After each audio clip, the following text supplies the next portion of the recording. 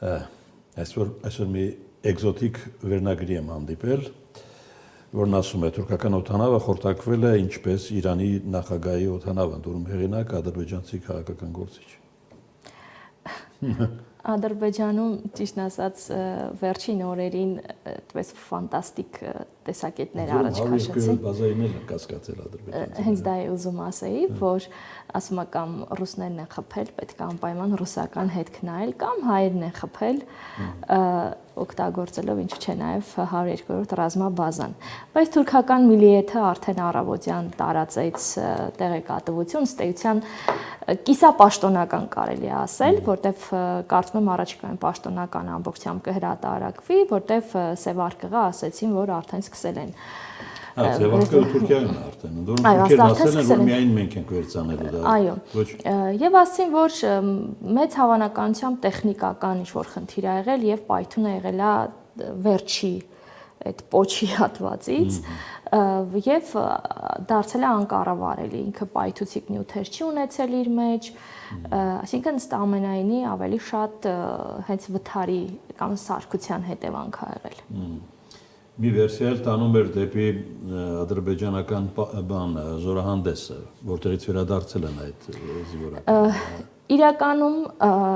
օդանավում իմ կարծիքով բավականին թանկարժեք բաներ են եղել, թանկարժեք այն տեսանկյունից, որ դա 6 F-16-երի սպասարկման եւ ամբողջ, այո, եւ սարքավորումներն են եղել, որտեղ 6 F-16 էր տարվել Բաքու այդ պարադին մասնակցելու համար, այդ ամբողջ սարքավորումներն են եղել, գումարած այդ էկիպաժը, ով որ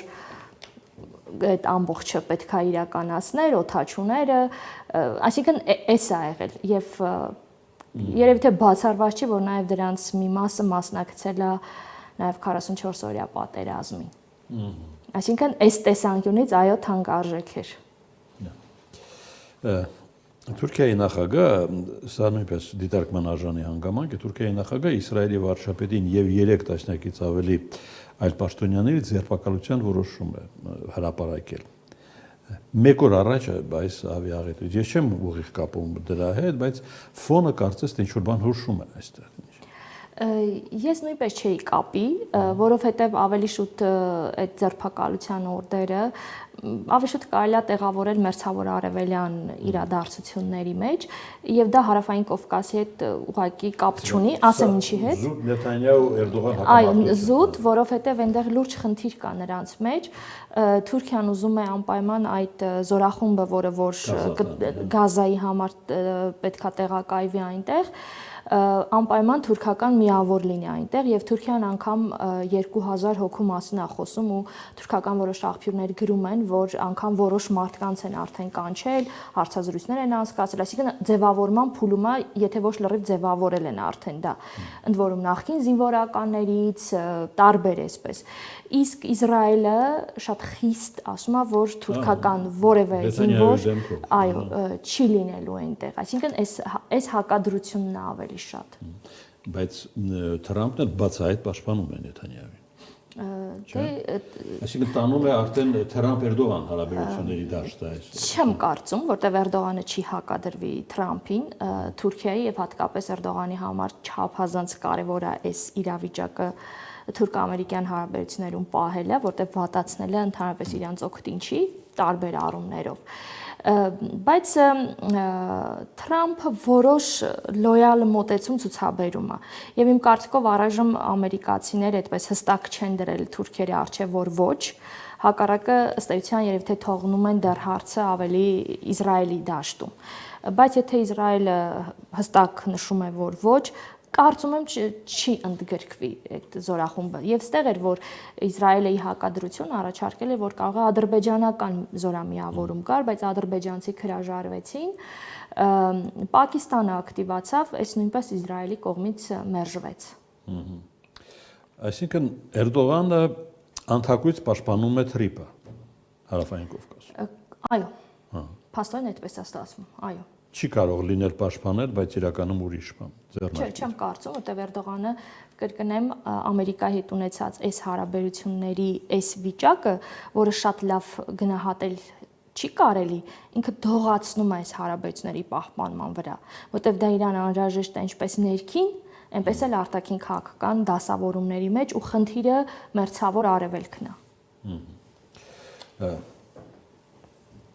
Ուրեմն դրա հետ պետք է կապել Էրդողանի ոգևորությունը հայ-թուրքական հարաբերությունների։ Տեսեք, իրանք ասում են, իրանք դա առաջ են քաշել միջին միջանցքը։ Շատ երկար, այսպես ջանքերի շնորհիվ միջին միջանցքը հավանության արժանացավ նաև Չինաստանի կողմից, այսինքն տեղավորվեց թուրքական հենց Էրդողանի ջանքերի շնորհիվ, որը Ցիմպինի հետ մի քանի անգամ հանդիպումներում անընդհատ բարձրաձայնեց այդ մասից տարիների աշխատանքեր իրականում, որ միջին միջանցքը համընկնի գոտի եւ ճանապարհի հետ։ Ի վերջո ըստ էության չինացիները տվեցին իրենց համաձայնությունը։ Եվ հիմա երբ որ գալիս է թրիփը, իրենք թրիփը հարմարեցնել են հենց իրենց ասած միջին միջանցքին։ Ինքը իրականում ավելին է, բայց թուրքերի համար գոնե ռոպագանդայի դաշտում իրենք կներկայացնեն այն, որ իրենք միջին միջանցքի հեղինակն են, առաջ են քաշել եւ այլն եւ այլն։ Նույնիսկ կարծես Ադրբեջանն է։ Դե հիմա այս պահին Ադրբեջանը այո շարունակում է այս ռետորաբանությունը, որտեվ էքստերիտորիալ տարածք ստանալը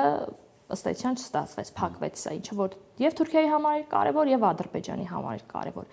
Եվ այս համատեքստում իրենք արդեն պրոյեկտում են, այսինքն մեկը մյուսին կապում են, միևնույնն է Թուրքիան շատ շահող է դուրս գալու, որովհետեւ ինքը փաստացի վերածվում է կամրջի։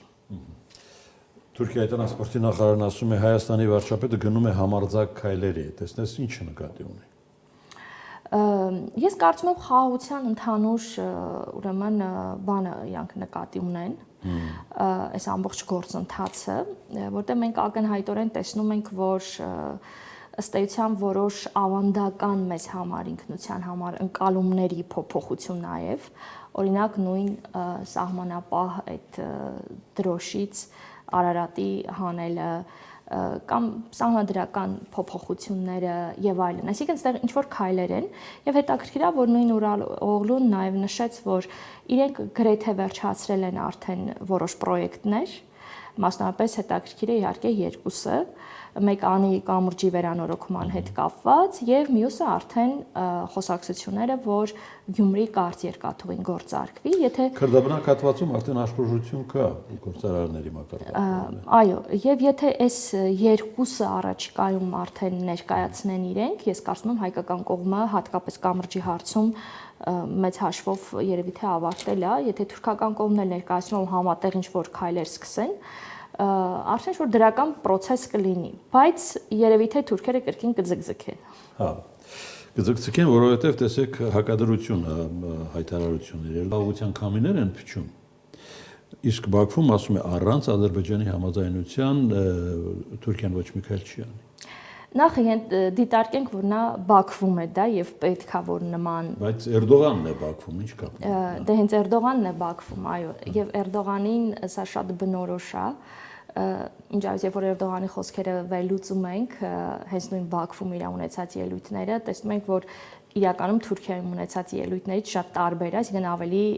արմատական է մեր նկատմամբ, այսպես դիրքորոշմամբ, որտեղ ինքը Բաքվում է, ինչ որ մի բան պետք է ասի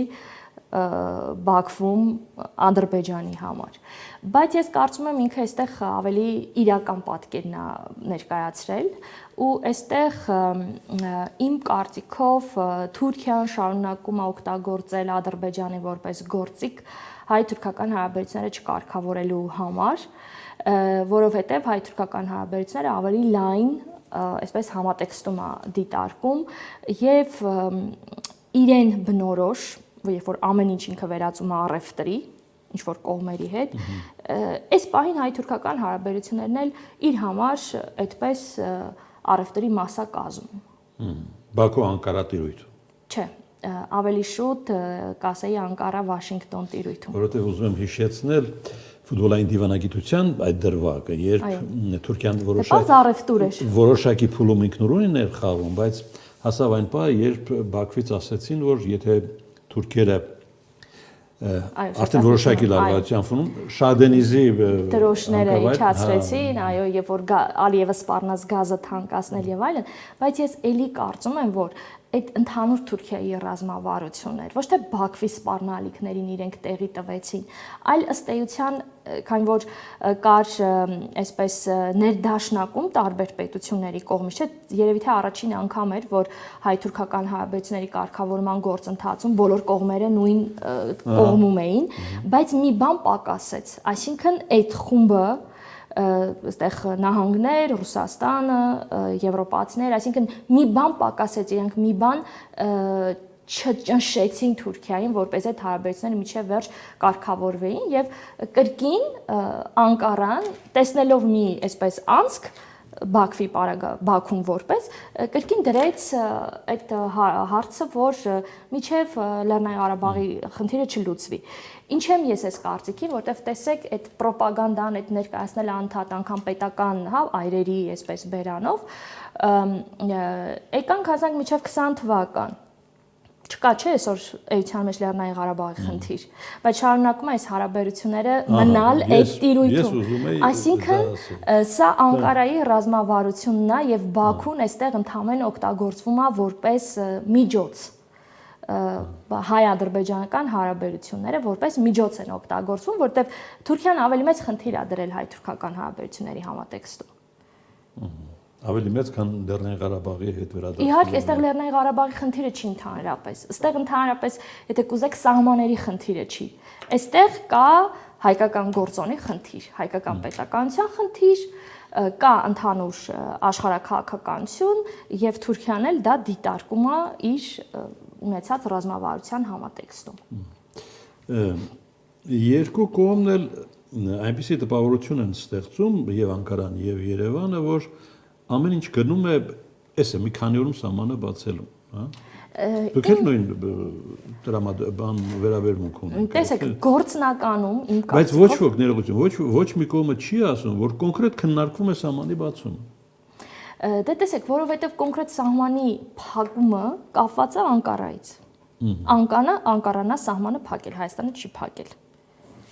Այսինքն մեծ հաշվով Հայաստանի կողմից սահմանը անխոչնդոտ է։ Այսինքն եթե Անկարան որոշի, որ վաղ արդեն վերջ բացվում է, բայց Անկարան դա չի որոշում։ Այսինքն Անկարան շարունակում է սա պահել որպես քաղաքական ճնշման ինչ-որ լծակ։ Մենք տեսնում ենք տպավորությունը իսկապես, երբ որ առաջին հերթին ձեր ասածը, երբ որ լսում ես հայ պաշտոնյաներին։